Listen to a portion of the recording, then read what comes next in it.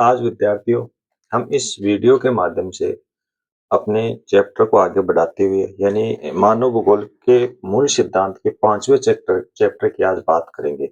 जो चौथा चैप्टर था प्राथमिक क्रियाएं, उसके बाद में 5वां चैप्टर आता है द्वितीयक क्रियाएं। तो द्वितीयक क्रियाओं पर अपन अभी बात करेंगे, यानी ये 5वां लेसन है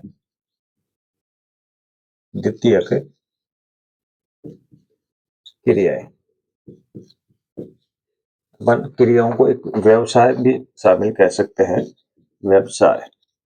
तो अपन द्वितीयक क्रियाओं की बात करें तो द्वितीयक क्रियाएं होती क्या है, यानी प्राथमिक क्षेत्र से प्राप्त वस्तुएं जो होती हैं उनका रंग रूप बदलकर या प्राथमिक क्रियाओं से प्राप्त वस्तुओं को परिवर्तित करके रंग रूप बदलकर एक नई वस्तु का निर्माण जहां पर किया जाता है वो द्वितीयक क्रियाएं कहलाते हैं। इसे अपन उद्योगों के नाम से भी जान सकते हैं। यानी उद्योगों के माध्यम से प्राथमिक क्रियाओं से जो हमें कच्चा माल प्राप्त होता है, उस कच्चे माल का उपयोग अपन उसके भौतिक या रासायनिक गुण धर्मों में परिवर्तन करके एक नई वस्तु का निर्माण करते हैं, वो द्वितीयक क्रियाएं कहलाती है, द्वितीयक व्यवसाय कहलाता है। इसके बाद में आता है आपका विनिर्माण, या अपन ये कह सकते हैं कि इस द्वितीयक क्रियाओं में क्या क्या शामिल होता है। तो इसके अंदर एक तो पैकिंग को शामिल किया गया है, पैकिंग। दूसरा है शोधन, और एक शामिल किया गया है विनिर्माण। इस द्वितीयक क्रियाओं में तीन को शामिल किया गया है। पैकिंग यानी किसी भी वस्तुओं के जो है ना वो पैक करने की इस सामग्री इसमें शामिल है। शोधन जो अशुद्ध अवस्था में जो पदार्थ वगैरह जो वस्तुएं होती है उनको शुद्ध करने का कार्य इसमें आता है। और एक आता है विनिर्माण। अब विनिर्माण के बारे में अपन विस्तार से पढ़ेंगे कि विनिर्माण होता क्या है। तो अगला टॉपिक ले रहे हैं अपन विनिर्माण। यानी पहले इस विनिर्माण का जो शाब्दिक अर्थ होता था, शाब्दिक अर्थ, इसका मतलब ये होता था कि हाथ से बना हुआ, हाथ से बना हुआ। देखो कई बार छोटा क्वेश्चन आ जाता है, वस्तुनिष्ठ प्रश्नों में आ जाता है कि विनिर्माण का अर्थ क्या है या विनिर्माण का शाब्दिक अर्थ क्या होता है। तो इसका सीधा अर्थ यही होता है कि हाथ से बना हुआ। विनिर्माण का शाब्दिक अर्थ होता है हाथ से बना हुआ, लेकिन आजकल इसमें मशीनों से निर्मित वस्तुओं को भी शामिल कर लिया जाता है। यानी कि हाथ से बनी हुई वस्तुएं तो होती हैं, साथ में उद्योगों द्वारा या मशीनों द्वारा निर्मित वस्तुओं को भी इसमें शामिल कर लिया जाता है। तो आज इस विनिर्माण का शाब्दिक अर्थ क्या हो गया कि हाथ से बनी हुई वस्तुओं के साथ साथ उद्योगों या मशीनरी से बनी हुई वस्तुओं को भी इसमें शामिल कर लिया जाता है, वही विनिर्माण उद्योग कहलाता है। या अपन ये कह सकते हैं कि आज उद्योगों के माध्यम से जो भी वस्तुएं निर्मित होती हैं वो सभी विनिर्माण की ही वस्तुएं कहलाती हैं। तो इस प्रकार से यानी कि प्राथमिक क्रियाओं द्वारा या प्राथमिक क्रियाओं से प्राप्त उत्पादों का उपयोग करके एक नवीन वस्तु का निर्माण करना ही आपका द्वितीयक क्रियाएं कहलाता है। और इसमें पैकिंग, शोधन और विनिर्माण को शामिल किया गया है। विनिर्माण का शाब्दिक अर्थ होता है हाथ से बना हुआ, लेकिन आजकल इस विनिर्माण का अर्थ हो गया कि मशीनों से निर्मित वस्तुओं को भी इसमें शामिल कर लिया जाता है। तो यानी कि विनिर्माण का अर्थ है हाथ से बना हुआ तथा मशीनों से यानी उद्योगों से बनी हुई वस्तुओं को इसमें शामिल किया जाता है। अब अपन अगला टॉपिक लेके आते हैं आधुनिक बड़े पैमाने के उद्योगों की विशेषताएं। आधुनिक बड़े पैमाने के विनिर्माण उद्योगों की विशेषता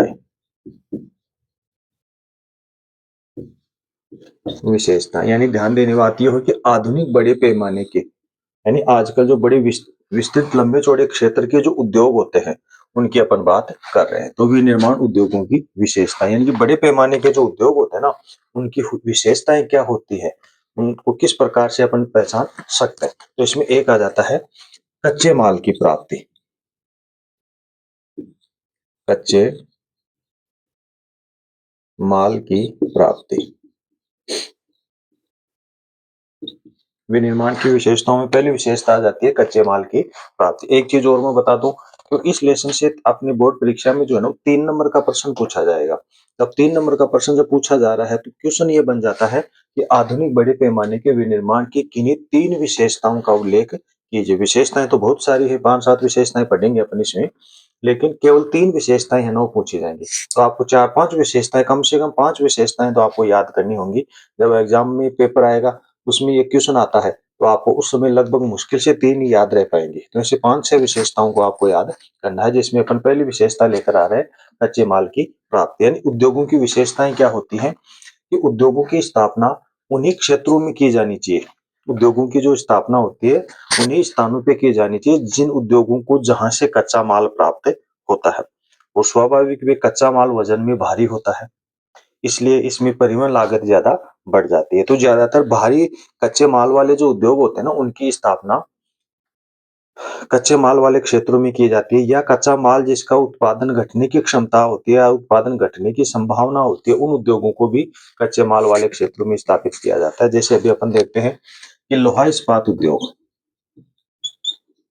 लोहा इस्पात उद्योग, ये उद्योग जो है, इसका कच्चा माल है ना वो वजन में भारी होता है, क्योंकि लोहा अयस्क, लोहा अयस्क भी कहते हैं, जिसमें लोहे की धातु होने के साथ साथ मिट्टी वगैरह अन्य पदार्थ भी होते हैं, इसलिए इसकी काफी ज्यादा कच्चा माल वजन में भारी होता है। तो ऐसे में अगर कच्चा माल हमें मिल रहा है दूसरे क्षेत्र से, जैसे मान लो कच्चा माल हमें झारखंड छत्तीसगढ़ से ये प्राप्त होता है, लेकिन अगर अपन राजस्थान में इसकी मिल लगा रहे हैं लोहे इस्पात की, तो वो उद्योग हमें मुनाफा नहीं देकर जाएगा। क्यों नहीं देगा मुनाफा? क्योंकि कच्चे माल को लाने के लिए ज्यादा परिवहन क्षमता ज्यादा चाहिए, परिवहन की लागत ज्यादा है, और जो वस्तु के निर्माण की जो लागत आती है, वो लागत ही वस्तु का मूल्य निर्धारित करती है। तो ज्यादा लागत आएगी, अगर ज्यादा लागत अगर वस्तु के निर्माण में आएगी, तो उस वस्तु का मूल्य ज्यादा होगा, और वो वस्तु बाजार में फिर जो है ना वो ज्यादा बिक नहीं पाएगी, क्योंकि बाजार में प्रभावी नहीं हो पाएगी। तो ऐसे में वो उद्योग नुकसान में जा सकता है। तो इन उद्योगों की स्थापना कच्चे माल वाले क्षेत्रों में की जाती है, जैसे अपने पश्चिमी बंगाल हो गया, झारखंड, छत्तीसगढ़, ये ऐसे क्षेत्र है जहाँ पर भारत के सबसे ज्यादा लोहा इस्पात के कारखाने हैं। जैसे कुल्टी हो गया, ब्रह्मपुर हो गया, आसनसोल हो गया, दुर्गापुर हो गया, टिस्को हो गया, Tata iron and steel company, इसको हो गया, Indian iron and steel company. ये बहुत से 5-7 उद्योग जो है ना वो झारखंड, छत्तीसगढ़, पश्चिमी बंगाल वाले, उड़ीसा वाले क्षेत्रों में स्थापित किए गए, क्योंकि वहां पर छोटा नागपुर का पठार झारखंड संबंधित राज्यों में है। वहां पर सबसे ज्यादा लोहा अयस्क है ना वो पाया जाता है, और लोहा अयस्क लोहे की कच्ची धातु होती है। तो उस लोहे को कच्चे माल वाले क्षेत्रों में इसकी स्थापना की गई है। जैसे टिस्को है, Tata iron and steel company, ये वहां के झारखंड के सांची गांव में इसकी स्थापना की गई थी, कि वहां पर भारी मात्रा में जो है ना फिर लोहा अयस्क पाया जाता था, और वहां की स्थापना के बाद से आज उस उद्योग ने काफी विकास भी किया है। तो ऐसे में लोहा इस्पात उद्योग उन्हीं क्षेत्रों में स्थापित किया जाता है, क्योंकि इसका कच्चा माल वजन में भारी है। ध्यान में रखना, इसका कच्चा माल जो है ना वो वजन में भारी है, इस कारण उसी क्षेत्र में इसकी स्थापना की गई है। एक उद्योग इससे डिफरेंट आता है, जैसे चीनी उद्योग। चीनी उद्योग, ये उद्योग वजन घटने वाला है, वजन घटने वाला कच्चा माल है इसका, वजन घटने वाला कच्चा माल। ऐसे में जिन उद्योगों के कच्चे माल का वजन घट जाता है, उन उद्योगों की स्थापना भी कच्चे माल वाले क्षेत्रों में ही की जाती है। कैसे की जाती है, कैसे वजन कच्चा माल घटता है?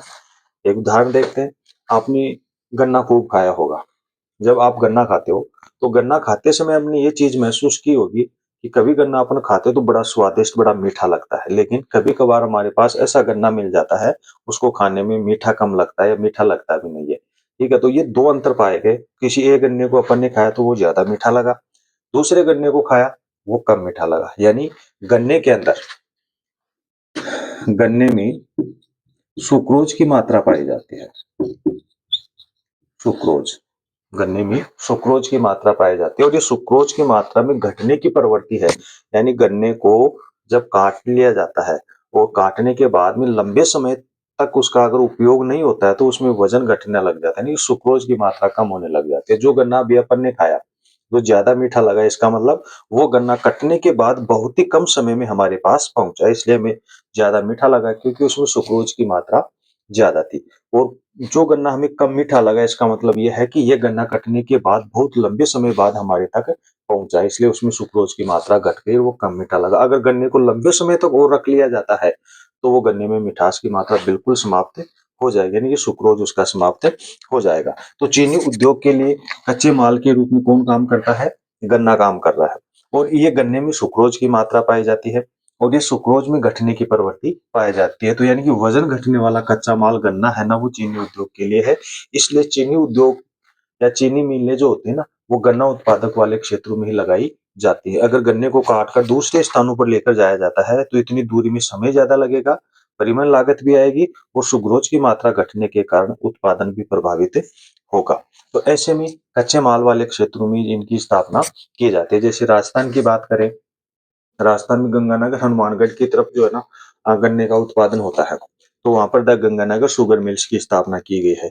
यहाँ पर कोटा बूंदी की तरफ होता है तो केशोराय पाटन भोपाल सागर, उन उद्योगों की स्थापना की गई ताकि उन्हीं गन्ना उत्पादक क्षेत्र में वहीं पर मिल स्थापित करने से उन्हें कच्चा माल आसानी से तुरंत है ना वो मिल जाता है, और सीधा खेतों से गन्ना लाकर सीधा उद्योगों में डाला जाता है, उसका कोई स्टोरेज नहीं किया जाता। ठीक है, ऐसे उत्तर प्रदेश हो गया, महाराष्ट्र हो गया, गुजरात की जो चीनी मिलें होती हैं, वो गन्ना उत्पादक क्षेत्रों में स्थापित किए जाते हैं, क्योंकि ज्यादातर ये मिलें सहकारी क्षेत्र में होती हैं, क्योंकि किसान और मिल मालिक आपस में साझे में मिलकर इसकी स्थापना करते हैं, ताकि पूंजी उद्योगपतियों की होती है और कच्चा माल किसानों का होता है, और उनमें साझे में सहकारी क्षेत्र में ज्यादातर चला करती है। तो ये इन क्षेत्रों के कारण कच्चे माल की प्राप्ति से उद्योग है ना वो प्रभावित होते हैं। अब दूसरा आता है ऊर्जा के साधन, या अपन ये कह सकते हैं इसमें ऊर्जा कह सकते हैं, या शक्ति का नाम भी अपन इसमें ले सकते हैं। तो शक्ति के साधन, शक्ति के साधन यानी उद्योगों को चलाने के लिए शक्ति की जरूरत हो कितनी है, और शक्ति भी अलग अलग प्रकार की होती है, अलग अलग प्रकार की ऊर्जा से है ना ये उद्योग संचालित होते हैं। जैसे अभी अपन ने देखा कि लोहा इस्पात उद्योग है, ये लोहा इस्पात उद्योग जो है ना ज्यादातर कोयले से है ना वो संचालित होता है। तो कोयला भी वही अपने भारत में झारखंड छत्तीसगढ़ पश्चिमी बंगाल के पास में, वहां पर कोयला भी दामोदर नदी घाटी क्षेत्र है, तो वहां पर बहुत मात्रा में कोयला प्राप्त होता है। तो ऐसे में ऊर्जा के शक्ति के साधन जो होते हैं या शक्ति के साधनों वाले क्षेत्र पे भी उद्योगों की स्थापना की जाती है। जब लोहा इस्पात के लिए कोयला चाहिए शक्ति के लिए, वो भी वजन में भारी होता है, तो ऐसे में भी उन उद्योगों की स्थापना शक्ति के साधनों वाले क्षेत्रों के पास ही स्थापित की जाती है। जैसे जिन उद्योगों को ज्यादा ऊर्जा की आवश्यकता होती है, जैसे आपका एल्यूमिनियम उद्योग है, तो लाल को बाल को ये गोपाल को ऐसे ऐसे जो उद्योग है, वहां पर उन्हीं मध्य प्रदेश वगैरह क्षेत्रों में इनकी स्थापना की गई है।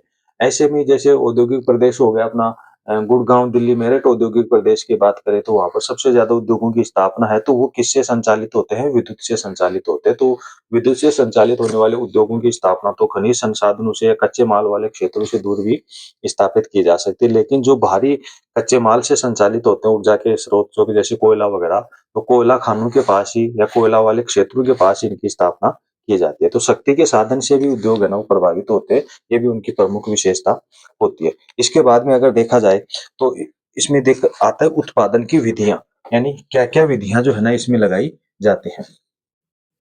उत्पादन की विधियां यानी उद्योगों के संचालन के लिए इन ऐसी विधियों का उपयोग किया जाना चाहिए ताकि कम लागत के ऊपर अधिक वस्तुओं का उत्पादन किया जा सकता है, और किसी उद्योग का विकास उस उद्योग द्वारा निर्मित वस्तुओं के ऊपर ही निर्भर करता है। वो उद्योग अपना मुनाफा कहाँ से कमाता है?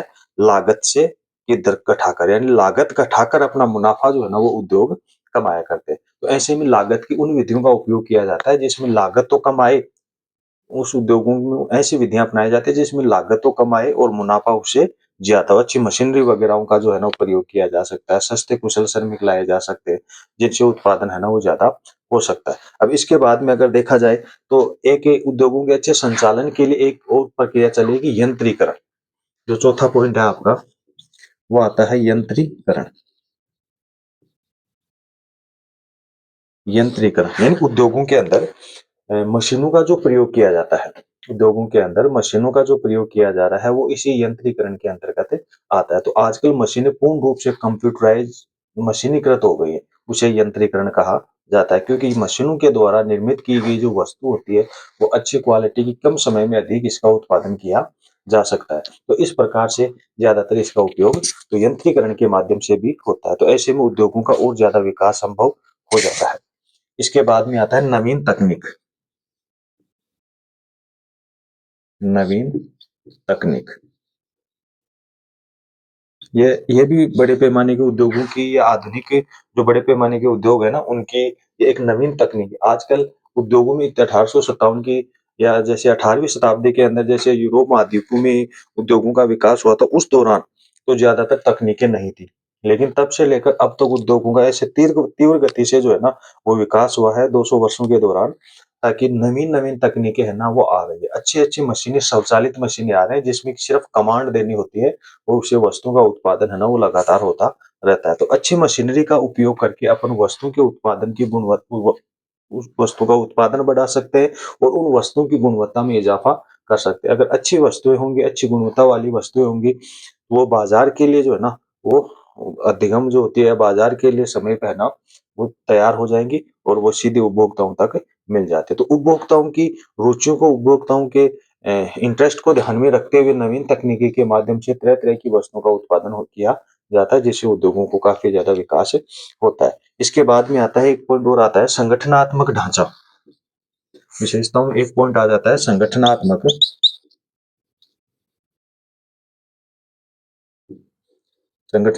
ढाँचा। यानी उद्योगों का एक संगठन भी होना चाहिए, संगठनात्मक ढाँचा होना चाहिए, तो ही वो उद्योग जो है ना, वो विकास कर सकता है। जैसे पूँजी हो गई, अगर इसमें पर्याप्त पूँजी नहीं होगी, पूँजी का निवेश जो है वो नहीं होगा सही, तो वो ज़्यादातर उद्योग विकास नहीं कर पाएगा, क्योंकि उद्योग पूँजी प्रधान निवेश वाला क्षेत्र है। उद्योगों के लिए एक बड़े परिसर की आवश्यकता होती है।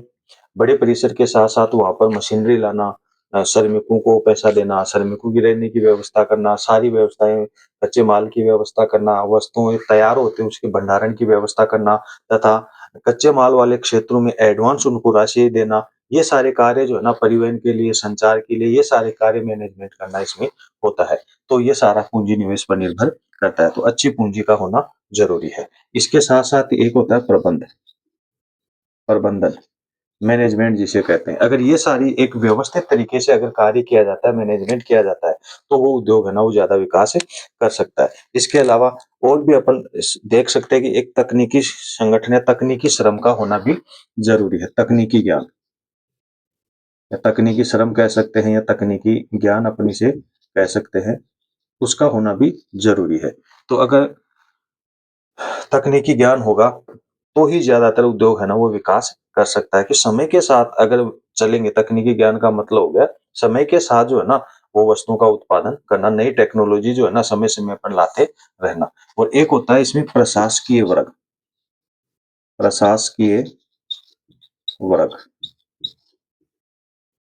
तो इसमें एक प्रशासकीय वर्ग का होना भी ज़रूरी है। प्रशासकीय वर्ग जो ये प्रशासन जो होता है उसका अलग-अलग तरीके से जो है, कच्चे माल वाले क्षेत्रों को कौन देख रहा है, परिवहन संचार को कौन देख रहा है, मशीनीकरण कार्य को कौन देख रहा है, श्रमिकों के साथ कौन अपना तालमेल बिठा रखा है, ये सारा प्रशासकीय जो वर्ग होता है, उद्योगों के संचालन में जिन व्यक्तियों की जो भूमिका होती है, उन व्यक्तियों का जो अगर तालमेल बढ़िया रहता है, मेल-जोल अगर अच्छा रहता है, तो वो उद्योग ज़्यादा विकास करेगा, क्योंकि समय पर उन्हें कच्चा माल उपलब्ध करवाना, परिवहन के साधन समय पर आने-जाने का हेतु से या कच्चे माल वाले क्षेत्र से उद्योगों में आना, उद्योगों से तैयार माल को बाजार तक पहुँचाना, ये जो अगर कंटिन्यू उसकी ट्यूनिंग सही रहती है, तो वो उद्योग ज़्यादा विकास कर सकता है।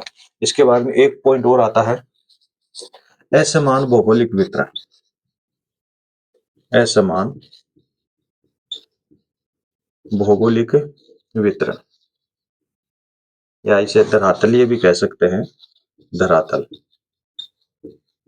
यानी खनिजों के लिए या अपन ये कह सकते हैं कि उद्योगों के लिए कच्चे माल के लिए धरातल का या भौगोलिक असंतुलन जो होता है, वितरण में जो असमानता पाई जाती है, वो भी इसके लिए एक चुनौती होती है। क्योंकि बहुत से क्षेत्र ऐसे होते हैं, कच्चे माल वाले क्षेत्र, जहाँ पर सीमित मात्रा में कच्चा माल होता है। फिर उस क्षेत्र में अपन उद्योग तो स्थापित कर लेते हैं, लेकिन फिर वहाँ पर अंदर जो उद्योगों कच्चे माल की कमी महसूस हो जाती है, तो ऐसे में फिर समस्या आ जाती है। तो ऐसे दूसरे क्षेत्रों से भी जो है ना, तालमेल बिठाकर चलना पड़ता है, ताकि उद्योगों का विकास सही ढंग से हो सके। तो ऐसे में अपने 6-7 विशेषताएँ रही हैं जो बड़े आधुनिक बड़े पैमाने के उद्योगों को प्रभावित करती है। इन विशेषताओं में से कोई भी 3 विशेषताएँ जो है ना वो पूछी जा सकती है, क्योंकि 3 नंबर का क्वेश्चन है ना वो बोर्ड द्वारा पूछा जाता है। तो 3 नंबर का क्वेश्चन पूछा जा रहा है तो इनमें से कोई भी एक विशेषता के बारे में आपसे पूछ लिया जाता है। तो ऐसे में उद्योगों की जो विकास होता है, उद्योगों की जो गति है, वो इन विशेषताओं के ऊपर निर्भर करती है। अगर इन्हीं विशेषताओं के आधार पर उद्योग सही तरीके से संचालित होते हैं, तो उद्योग एक अच्छा विकास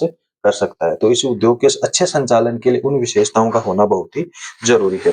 ऐसे में अगर इनमें किसी चीज़ की अगर कमी हो जाती है, तो उद्योगों का संतुलन है ना, वो बिगड़ जाएगा और उद्योग जो है ना आगे बढ़ने से रोक सकते हैं। ऐसे इसी के बाद में दूसरा पॉइंट टॉपिक अपन लेके आ रहे हैं, उद्योगों को प्रभावित करने वाले कारक, यानी कि उद्योगों को कौन-कौन से कारक जो है ना वो प्रभावित करते हैं।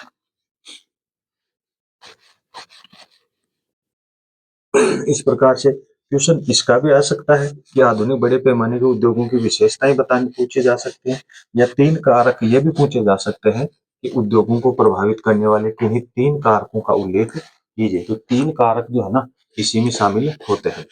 जो विशेषताएं होती हैं और जो कारक होते हैं वो लगभग समान होते हैं। वो थोड़ा बहुत इसमें अंतर है ना वो देखने को मिलता है, लेकिन ज्यादातर इसमें समानता पाई जाती है। इसमें क्या क्या समानता पाई जाती है वो भी अपन इसमें देखेंगे, कि जैसे मान लो अभी अपन ने पढ़ा है, या इसमें पॉइंट डाले अपन, उद्योगों को प्रभावित करने वाले कारक। उद्योगों को प्रभावित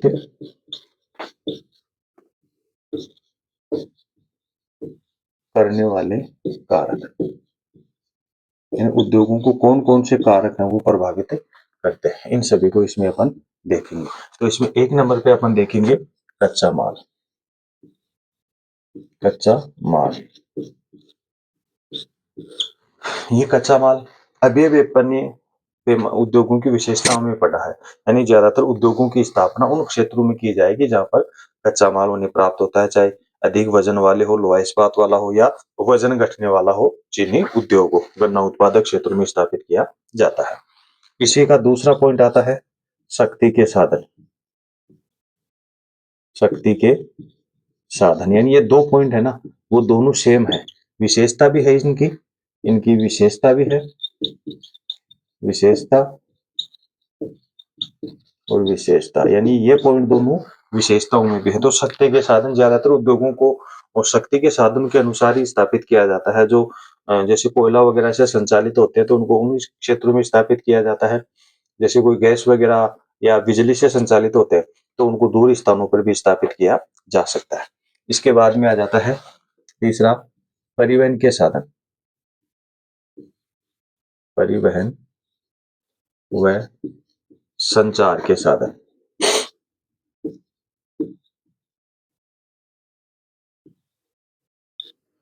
परिवहन व संचार के साधन उद्योगों को, कच्चा माल तो प्रभावित करता ही करता है, शक्ति के साधन भी प्रभावित करते हैं, और एक है परिवहन व संचार के साधन। अब परिवहन व संचार के साधन उद्योगों को किस प्रकार से प्रभावित करते हैं, यानी परिवहन, ये परिवहन का साधन इस प्रकार से कार्य करता है कि कच्चे माल वाले क्षेत्रों से कच्चे माल को लेके जाएगा और उद्योगों तक उन्हें पहुंचाएगा। जैसे ही उस कच्चे माल से वस्तुएं तय निर्मित हो जाती हैं, वस्तुएं तैयार हो जाती हैं, तो तैयार वस्तुओं को वो बाजार तक है ना पहुंचाने का कार्य करता है।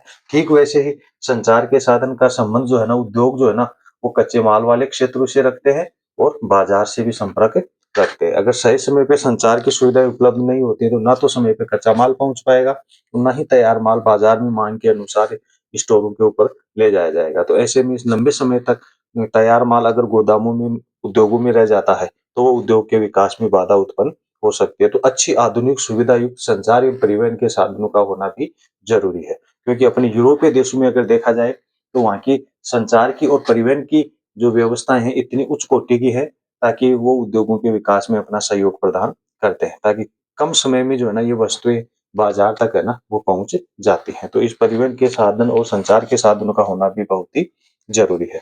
इसके बाद में चौथा पॉइंट आता है सस्ते व कुशल श्रमिक। सस्ते व कुशल, सस्ते व कुशल श्रमिक, यानी सस्ते और कुशल श्रमिकों का होना भी बहुत जरूरी है। एक सही अर्थों में उद्योग का विकास श्रमिकों के ऊपर निर्भर करता है। और वो श्रमिक भी सस्ते होने चाहिए, सस्ते होने के साथ-साथ कुशल भी होने चाहिए। ऐसा नहीं है कि अपन सस्ते श्रमिक ले आए, लेकिन जिस कार्य के लिए उन्हें लेके आ रहे हैं, वो उस कार्य में वो कुशल नहीं, निपुण नहीं, वो कार्य उन्हें आता ही नहीं है। तो ऐसे में ये उद्योगों के लिए काफ़ी ज़्यादा नुकसानदायी हो सकते हैं, क्योंकि सस्ते के चक्कर में अपन उनको ऐसे व्यक्तियों को ले आए जिन्हें वो कार्य आता ही नहीं है, तो इससे वस्तु की गुणवत्ता प्रभावित हो सकती है, वस्तु की गुणवत्ता में कमी आ सकती है। और जब अगर वस्तु की गुणवत्ता में कमी आ गई, तो वो वस्तु बाजार के द्वारा नकार दी जाएगी, कि बाजार में उपभोक्ताओं द्वारा उस वस्तु को नकार दिया जाएगा, और उस वस्तु के ऊपर जो ब्रांड लगा हुआ होता है, जिस उद्योग का टैग लगा हुआ होता है, वो उद्योग टैग जो है ना वो प्रभावित हो सकता है। तो ऐसे में श्रमिक सस्ते तो होने ही चाहिए, लेकिन जिस कार्य के लिए अपन श्रमिकों को लेके आ रहे हैं, वो कार्य उन श्रमिकों को आना भी चाहिए। तो सस्ते और कुशल श्रमिकों का होना बहुत ही जरूरी है, ताकि उद्योगों का सही अर्थों में विकास हो सके। अगला पॉइंट है इसमें बाजार तक पहुंच। बाजार तक पहुंच, या अपन इसमें अभिगम्यता शब्द भी जोड़ सकते हैं। अभिगम्यता, बाजार तक अभिगम्यता, अभिगम्यता मतलब बाजार तक जो है ना वो पहुंच इनकी होनी चाहिए। तो यानी कि हमेशा ध्यान रखने वाली बात यह है कि वस्तुएं हमेशा बाजार के लिए निर्मित होती हैं। उद्योगों के अंदर जो वस्तुएं होती है ना वो बाजार के लिए निर्मित होती है, क्योंकि जैसे उद्योग में वस्तुएं तैयार होती है, निर्मित होती है, सीधे उन्हें बाजार में पहुंचा दिया जाता है, और बाजार से फिर उपभोक्ताओं के द्वारा, चाहे थोक व्यापारी हो या फुटकर व्यापारी हो, उनके माध्यम से उपभोक्ताओं तक पहुंचा दिया जाता है। तो जहां तक संभावना होती है, उद्योग बाजार के निकट ही स्थापित किए जाते हैं, ताकि जैसे वस्तुएं निर्मित होती हैं सीधी बाजारों में पहुंच जाते हैं। यानी कि जो वस्तुएं समय के अनुसार निर्मित होकर कम समय में बाजार तक पहुंचती हैं, बाजार उन वस्तुओं को ज्यादा प्राथमिकता देता है। बाजार का मतलब उपभोक्ताएं उन वस्तुओं को ज्यादा प्राथमिकता देती है, और वो उद्योग ज्यादा विकास कर सकता है। तो ऐसे में बाजार के समीप उद्योगों की स्थापना होना बहुत ही जरूरी है। इसके अतिरिक्त और कुछ, जैसे इसमें और भी अपन शामिल कर सकते हैं सरकारी नीति, यानी इसकी एक नीति और आ जाती है इसमें, सरकारी नीति। यानी किसी उद्योग के विकास के लिए सरकार की नीति का होना भी बहुत ही जरूरी है। यानी सरकार चाहे तो उन उद्योगों को विकास की राह पर भी लेके जा सकती है, या उन उद्योगों के लिए बाधा भी उत्पन्न कर सकती है। तो सरकार की नीति का होना भी बहुत ही जरूरी है। और सरकार की नीति का मतलब अपन ये कह सकते हैं, अ, इसका अर्थ ये हो सकता है, जैसे मान लो वैश्वीकरण, वैश्वीकरण, उदारीकरण और निजीकरण। ज्यादातर अर्थों में देखा जाए तो वैश्वीकरण और उदारीकरण का होना जरूरी है। यानी कि सरकार की नीति में निजीकरण को थोड़ा हटाकर देखें तो वैश्वीकरण और उदारीकरण होना जरूरी है। वैश्वीकरण का मतलब ये हो गया कि एक देश की अर्थव्यवस्था को दूसरे देश की अर्थव्यवस्था के साथ जोड़ा जाना। अगर मान लो एक देश दूसरे देश के साथ व्यापारिक संबंध स्थापित करता है, और अगर वो देशों द्वारा एक देश से जब वस्तुएं मंगवाई जाती है, तो उनके ऊपर अगर अपने भारी टैक्स लगा दिया, तो वो वस्तुओं का मूल्य उस देश के बाजार में बढ़ जाएगा। जैसे मान लो भारत द्वारा वस्तुएं तैयार की जाती है, दूसरे देशों में जाती हैं, टैक्स ज्यादा होता है, तो उन देशों में उन वस्तुओं की मांग, मूल्य बढ़ जाएगा। अन्य देशों से जो वस्तुएं आएंगी उस देश में उनका मूल्य कम रहेगा, तो लोग उन वस्तुओं को ज्यादा प्राथमिकता देंगे। यानी कि वैश्वीकरण का होना जरूरी है, कि एक देश की अर्थव्यवस्था को दूसरे देश की अर्थव्यवस्था के साथ जोड़ना ही वैश्वीकरण कहलाता है। ये तभी संभव हो पाता है जब दोनों देशों की सरकारों में आपस में तालमेल अच्छा रहता है। विदेश नीति जब अच्छी रहेगी उनकी, तो ऐसा संभव हो पाता है। तो सरकार की नीति यही होनी चाहिए कि विभिन्न देशों के साथ व्यापारिक संबंध अच्छे रखे, ताकि उस देश के उद्योगों का अच्छा विकास होगा, तो आर्थिक विकास में देश को सहयोग भी मिलेगा।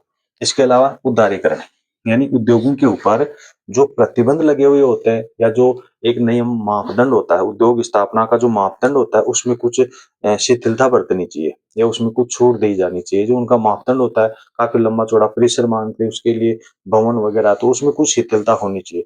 जो मापदंड होता है उसमें अगर अपन थोड़ी शिथिलता बरतेंगे, तो उद्योगों की स्थापना ज्यादा होगी, और वस्तुओं का उत्पादन, प्रोडक्शन अगर ज्यादा होगा, तो वो वस्तुएं ज्यादा निर्मित करके बाजार में ज्यादा पहुंच सकती हैं। इसके अलावा हो गया निजीकरण, यानी सार्वजनिक सेक्टर की बजाय अगर निजीकरण अगर उनका किया जाता है, तो अच्छी तकनीकी युक्त मशीनें जो है ना वो लाई जा सकती हैं, और उनका ज़्यादा विकास हो सकता है। वैसे सार्वजनिक जो सेक्टर के उद्योग हैं, उनमें भी अच्छी तकनीकी आधुनिक मशीनें होने के कारण उनसे भी अच्छा उत्पादन हो सकता है। तो ऐसे में सरकार द्वारा या जो सरकार की जो नीति होती है ना, उसके ऊपर है ना वो ध्यान दिया जाना चाहिए। इसके अलावा एक और है कि उद्योगों के साथ सहसंबंध, यानी जो छोटे पैमाने के जो उद्योग होते हैं, उद्योगों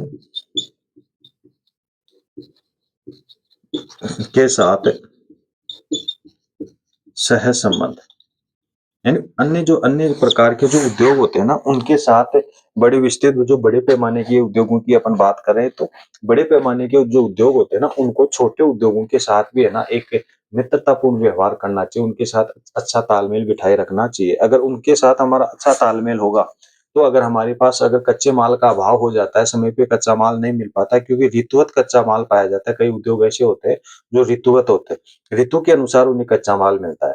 तो ऐसे उद्योग अगर छोटे उद्योगों से तालमेल बिठा के रखेंगे, तो उन छोटे उद्योगों से तैयार वस्तुएं वो खरीद कर अपना टैग लगाकर भी उन्हें बाजार पर समय पर मांग वाले क्षेत्रों में पहुंचाया जा सकता है। तो छोटे उद्योगों के साथ संबंध रखना बड़े उद्योगों के विकास का आधार माना जाता है। ऐसे में छोटे उद्योग भी है ना वो विकास कर सकते हैं। तो ऐसे में एक उद्योगों के साथ मित्रतापूर्ण व्यवहार है ना उनका किया जाना चाहिए।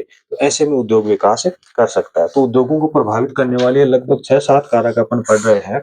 इन कारकों में अगर देखा जाए, तो सभी कारक एक दूसरे उद्योग को है ना वो प्रभावित करते हैं। सबका अपना अपनी जगह जो है ना काफी ज्यादा महत्व है। तो ऐसे में उद्योग के विकास के लिए इन इन पहलुओं का, इन इन बिंदु का होना जरूरी है, ताकि उद्योग जो है ना वो अधिक विकास कर सके। ऐसे में इस लेसन में अपन ने 2 पॉइंट पढ़े हैं लगभग, जिसमें एक तो आधुनिक बड़े पैमाने के उद्योगों की विशेषताएं हो गई है।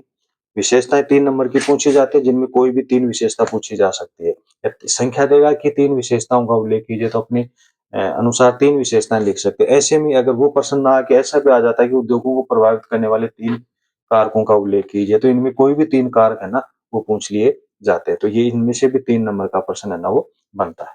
आगामी लेसन में अपन उद्योगों का वर्गीकरण लेकर आएंगे। अगला जो वीडियो आएगा उसमें उद्योगों का वर्गीकरण लेके आएंगे, जिसमें उद्योगों को जो है ना मोटे तौर पे 4 भागों में बांटा गया है, फिर उनका उप विभाजन किया गया है। तब तक आप अपने चैनल को सब्सक्राइब, शेयर और लाइक करते रहिएगा। धन्यवाद।